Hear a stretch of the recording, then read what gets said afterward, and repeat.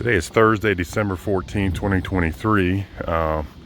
Staying at the top of Kenmere Lane in Bonwood, but just looking at Trackout from homes under construction in Bonwood.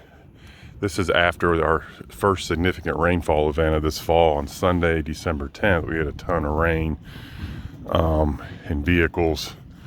Since then, on Monday, Tuesday, Wednesday, coming out of the lots under construction, drove out the wrong way and downhill into Kenmere into the other neighborhood, the Preserve at Deerfield. And the issue with that is all this Trackout eventually gets washed into the subterranean stormwater system and into our pond, which sits behind this house, into our rear pond.